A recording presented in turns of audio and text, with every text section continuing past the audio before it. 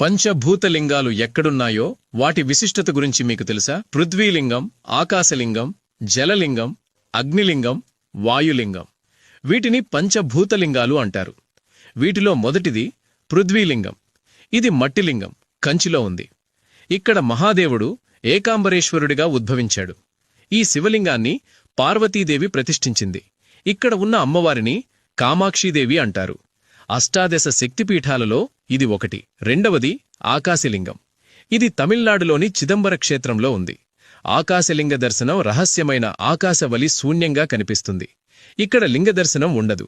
అందుకని చిదంబర రహస్యం అని పేరు కూడా వచ్చింది. ఇక్కడ నటరాజస్వామి, శివకామి సుందరీదేవి అమ్మవారు మాత్రమే ఉంటారు. మూడవది జలలింగం. ఈ లింగం కింద ఎప్పుడూ నీటి ఊట ఉండడం వలన దీనిని జలలింగం అంటారు. ఇది తమిళనాడులోని తిరుచినాపల్లి సమీపంలో గల జంబుకేశ్వర క్షేత్రంలో ఉంది. ఇక్కడ స్వామివారు జంబుకేశ్వరుడు, అమ్మవారు అఖిలాండేశ్వరి.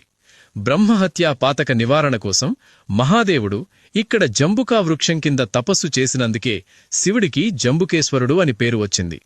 నాలుగవది అగ్నిలింగం. తమిళనాడులోని అరుణాచలంలో తిరువన్నమాలయ క్షేత్రంలో జ్యోతిర్లింగంగా ఉద్భవించాడు.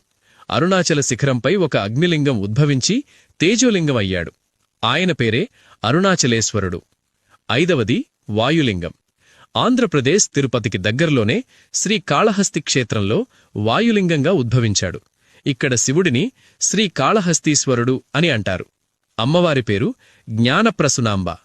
సాలెపురుగు, పాము, ఏనుగుకి మోక్షం కల్పించి తనలో కలుపుకున్న క్షేత్రం శ్రీకాళహస్తీశ్వర క్షేత్రం. మీకు